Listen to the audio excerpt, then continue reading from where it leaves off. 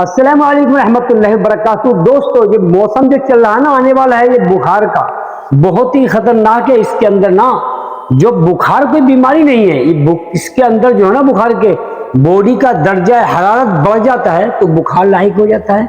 और जब बॉडी जो है ना, बॉडी के अंदर रेड सेल्स जो होते हैं, जिनको आप प्लेटलेट्स कहते हैं डॉक्टर लोग, वो अगर कमजोर हो गए और रेड सेल्स जो है ना कमजोर हो गए और व्हाइट सेल्स जो है लड़ना शुरू हो गए, वो हावी हो गए, तो हमारा दर्जा हरारत बढ़ जाता है और जो है हमारी प्लेटलेट्स गिर जाती है। ये डॉक्टर बता देते हैं। तो दोस्तों, इसके लिए सबसे पहले आप कमजोरी नहीं आने दें और जो है जो खान पीन सही खाएं और जो है खट्टा तला जला भुना ये सारी चीजें छोड़ देना, फल वगैरह खाना है। और इस मौसम के अंदर आपको क्या लेना है, नींबू, हरी मिर्च, हरी सलाद और जो है प्याज, इस सारी चीज की जो सलाद जो है मिलाकर आप बनाकर खाने के साथ खाएं। और हरी मिर्च का जो है ना, जब तक एक बीज भी आपके पेट के अंदर रहेगा ना, आपको मोर दस्त उल्टी नहीं आएंगी।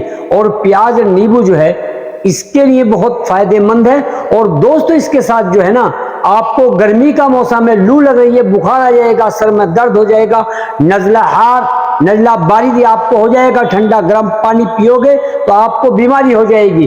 तो दोस्तों, इसके लिए जो ना कमजोरी ना आए, खून की कमी ना आए, लूए ना लगे, पानी की कमी ना हो, इसके लिए आपको क्या लेना है समझ लीजिए दोस्तों। जो कमजोरी ना आएगी, बुखार नहीं आएगा, बचने के लिए बुखार से दुनिया दवाई खाती है बुखार खत्म करने के लिए।